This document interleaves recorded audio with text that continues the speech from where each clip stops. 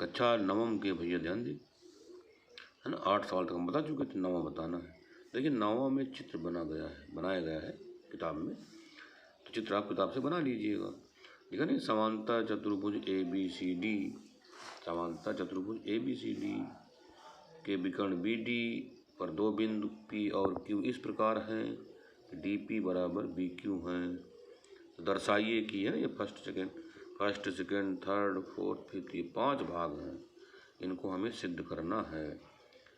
चतुर्भुज कैसा है? समांतर ABCD। चतुर्भुज कैसा है? ये समांतर चतुर्भुज है। समांतर चतुर्भुज में आपको याद होगा कि सम्मुख भुजाएं समांतर होती है, अर्थात ये ABDC के क्या है? समांतर। AD क्या है? BC के समांतर है। ये किताब में दिया गया है, ठीक है। आपको सिद्ध करना है कि त्रिभुज APD मतलब ये त्रिभुज इधर वाला, ठीक, और त्रिभुज CQB ये त्रिभुज। तो क्या लिखेंगे आप? त्रिभुज APD और त्रिभुज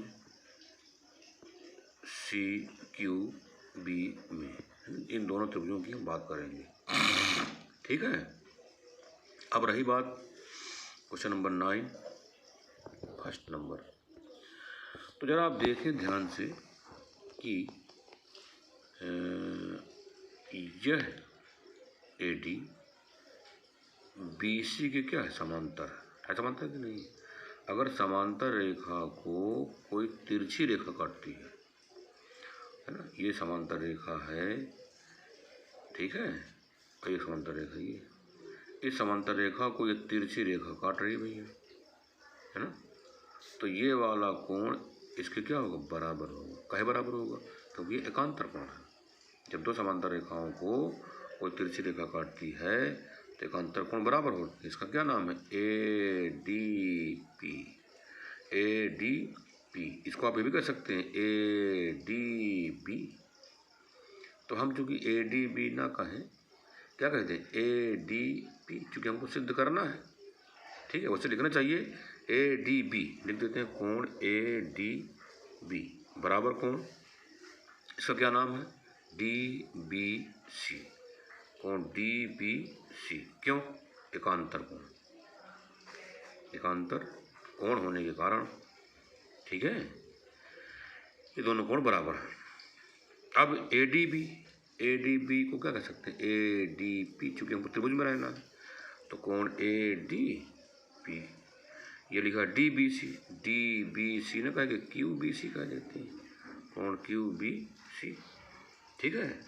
दो कोण बराबर हो गए। अब आप जरा ये बताइए क्या BQ, देखो लिखा है DP बराबर BQ, है ना। DP अर्थात ये, और ये BQ क्या बराबर है? किताब में दिया है, तो DP बराबर BQ, ये तो दिया हुआ है, ठीक। और AD बराबर BC, AD बराबर क्या हुआ? BC। क्यों? क्योंकि समांतर चतुर्भुज की समभुज भुजाएं क्या होती? बराबर होती है, समांतर तो होती ही है, इसीलिए AD बराबर BC है। तो अब आप ये बताइए त्रिभुज में भाई दो भुजाएं बराबर हैं, एक एक कोण बराबर है, इसका मतलब दोनों त्रिभुज क्या हो गए? सर्वांगसम। APD सर्वांगसम त्रिभुज CQB, ठीक। यही आपको सिद्ध करना था फर्स्ट नंबर पर। सेकंड नंबर क्या है कि AP बराबर CQ।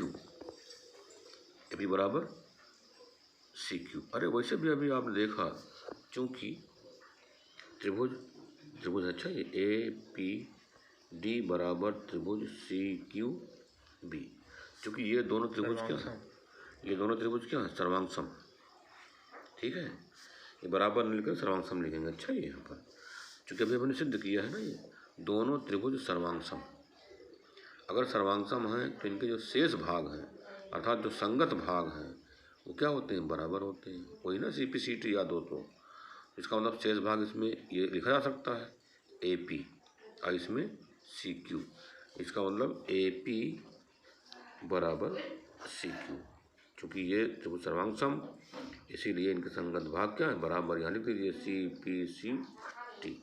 हो गया सेकंड नंबर। थर्ड में आइए। थर्ड क्या है, ए क्यू बी। कहाँ है Q B, A Q B, ये त्रिभुज, ठीक। इसको ये ना, ये त्रिभुज, ये सब लोग ध्यान दीजिए, ये ए क्यू बी। और इधर C P T, C P D, C P D अर्थात ये वाला, ठीक है। तो लिख देते हैं त्रिभुज ए क्यू बी और त्रिभुज सी पी डी में। अब इन दोनों त्रिभुजों में हम देखेंगे, ये वाले दोनों त्रिभुजों में।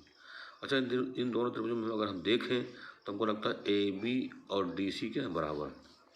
ए बी बराबर डी सी कहे बराबर, चूँकि समांतर चतुर्भुज की भुजाएं हैं और सम्मुख भुजाएं हैं, सम्मुख भुजाएं बराबर होंगी, होती हैं, ठीक। चलिए, एक भुजा इसके बराबर हो गई, तो आपने सिद्ध कर दिया। चूँकि समांतर चतुर्भुज की सम्मुख भुजाएं बराबर होती हैं, इसीलिए ए बी बराबर डी सी। अच्छा, ये बी क्यू किसके बराबर है, बी क्यू जो है डी पी के बराबर है। डी पी ये लिखा है, डी पी बराबर बी क्यू दिया, यहाँ लिख देते हैं डी पी बराबर बी क्यू, ठीक। तो चलिए, ये वाली भुजा इसके बराबर हो गई और ये भुजा इसके बराबर हो गई, ये तो आपने लिखा दिया। हमको लगता है ये वाला कोण इसके बराबर होगा, कहे देखो बताओ। अच्छा, ये भुजा इसके समांतर है कि नहीं, तो जब समांतर भुजाओं को कोई तिरछी रेखा काटती है तो एकांतर कोण क्या होते हैं, बराबर होते हैं। ये वाला कोण और ये कोण दोनों क्या होगा, एकांतर होगा। इसका नाम क्या है, ए बी, ठीक, डी लिख दें, ए बी डी। तो कोण ए बी डी बराबर कोण, इसका नाम क्या होगा, सी डी, ये क्या है, पी, सी डी पी, ठीक है।